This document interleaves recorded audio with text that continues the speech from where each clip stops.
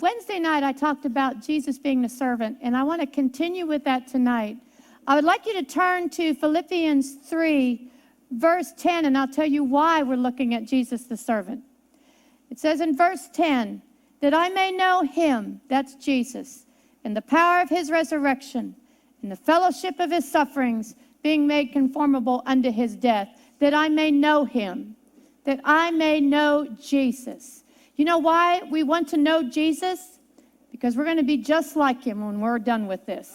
When we are brought to perfection, it says in 1 John that we will see him eye to eye, because we'll see him as he is, because we will be as he is. So let's begin. Last week we talked about Jesus in Genesis 1, where it says that the Father and Jesus said, let us make man in our image. Now I want us to go to John 6:62. We're going to look at where Jesus came from. John 6:62. This is Jesus speaking. And when Jesus knew in himself that his disciples murmured at it, he said, does this offend you? He said, what and if you shall see the Son of Man ascend up where he was before? Where he was before. Where was Jesus before? He was with the Father.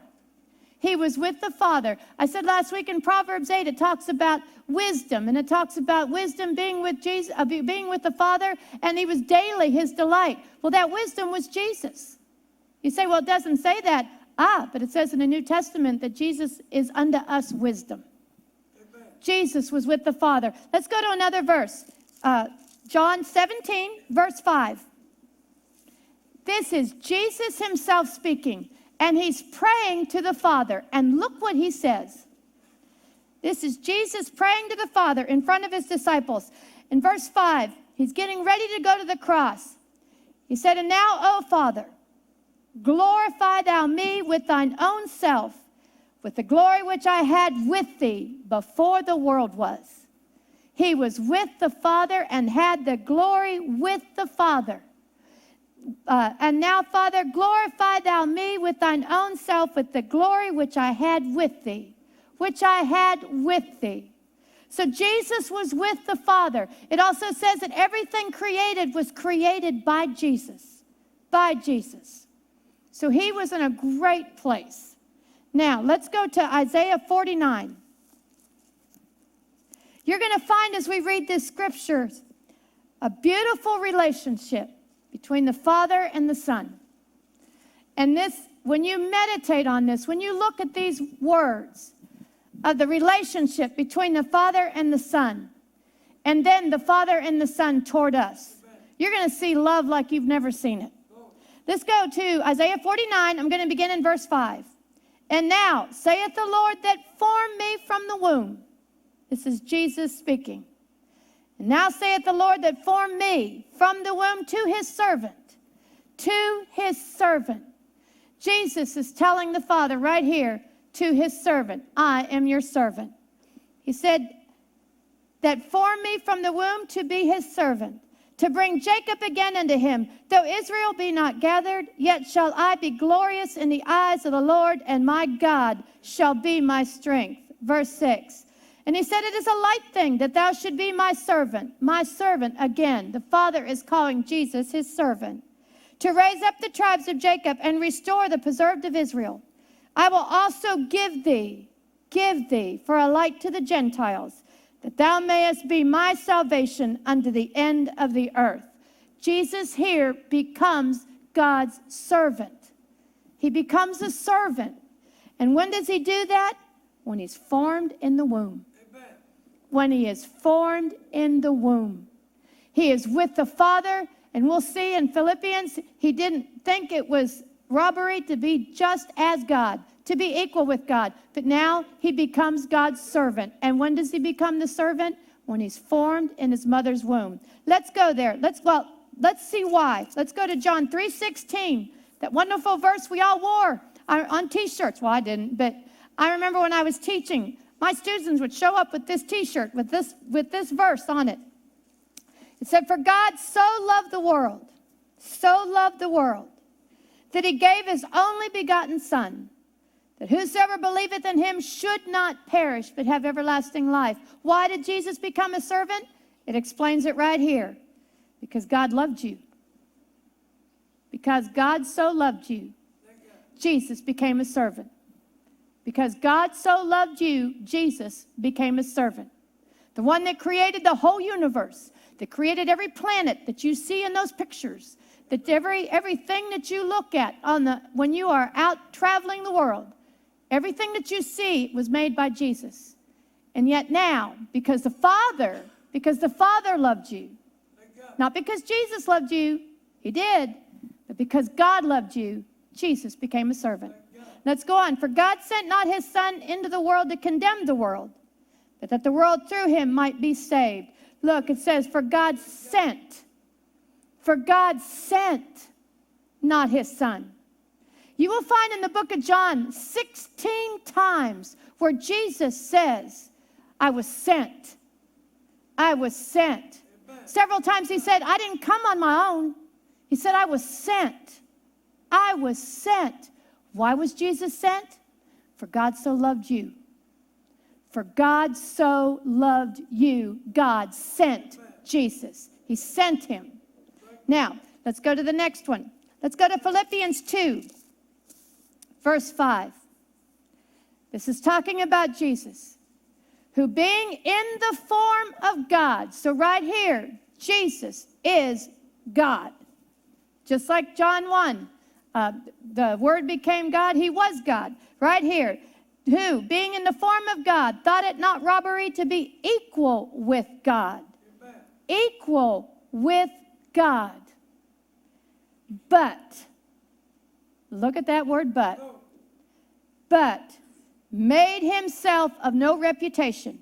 That word means to empty himself, to empty. And took upon him the form of a servant. The form of a servant. This was God. Amen. And emptied himself and became a servant and was made in the likeness of men, you and I. And being found in fashion as a man, he humbled himself and became obedient. Became obedient. Amen. We have God here, a God here. Now becoming obedient. Why? Well, if you're going to be obedient, then you have a master. Then you have a master. Jesus became a servant and became obedient unto death, even the death of the cross. Let's take a look at that servant. Go with me to Isaiah 52.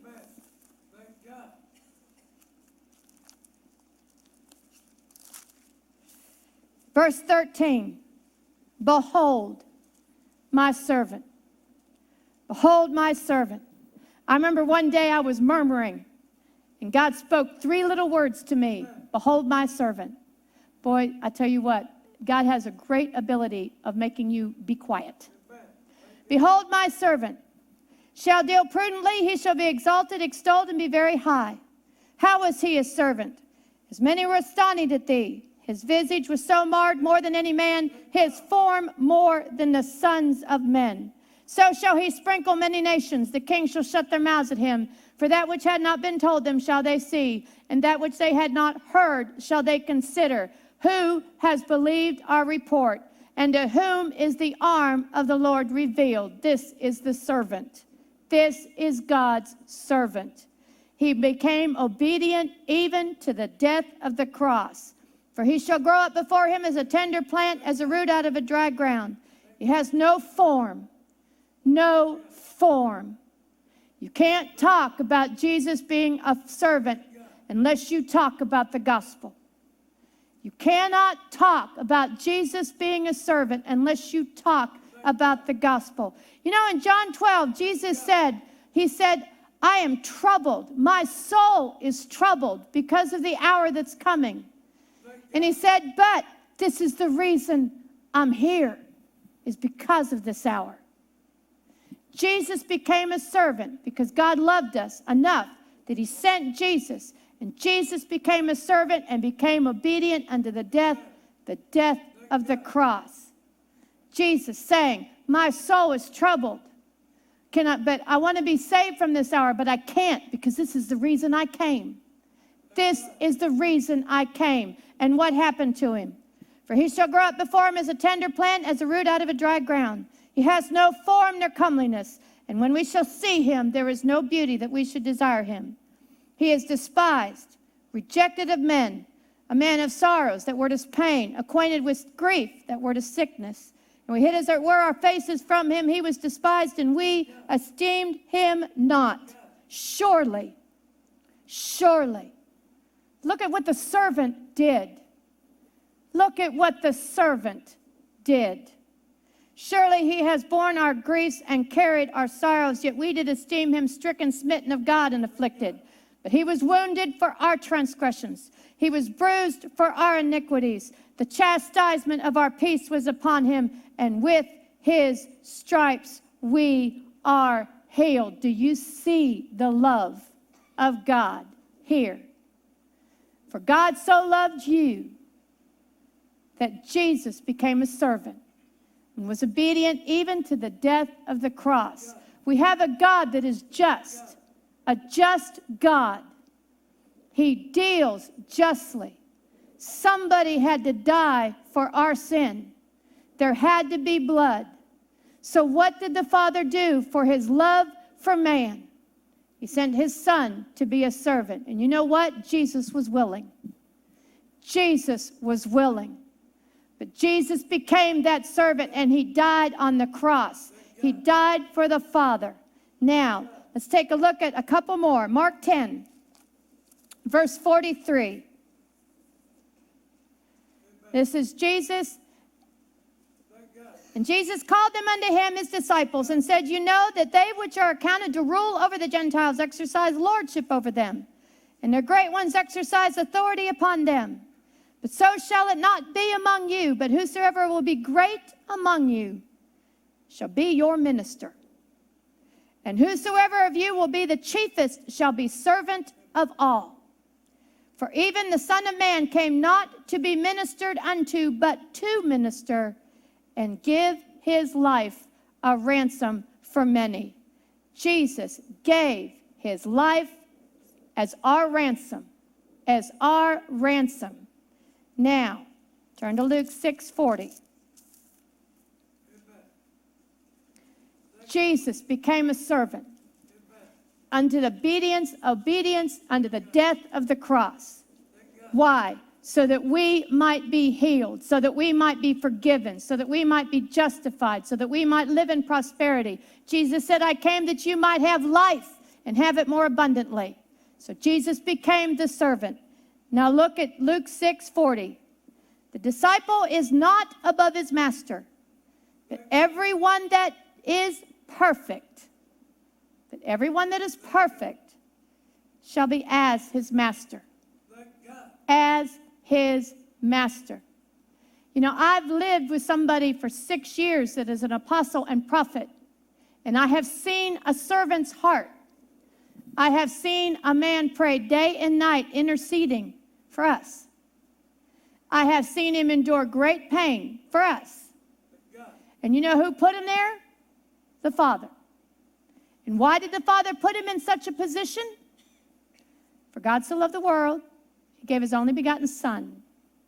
Whosoever believeth in him should not perish and have everlasting life. So what does an apostle and prophet do? He intercedes.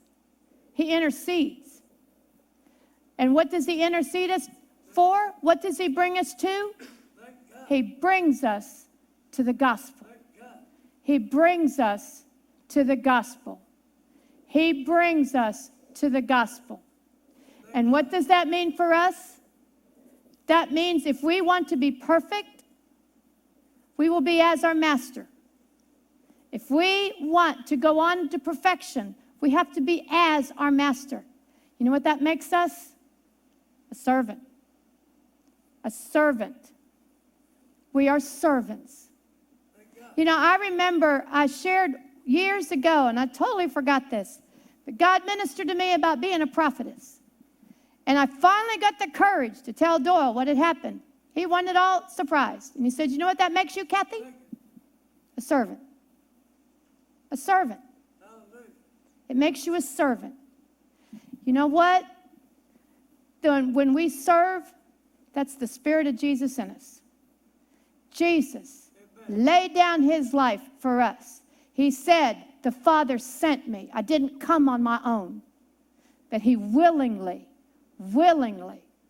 laid down his life for us, that we might be forgiven, justified, sanctified, set apart to God. That's sanctification. Set apart for the Father's use. And what does that make us? Servants.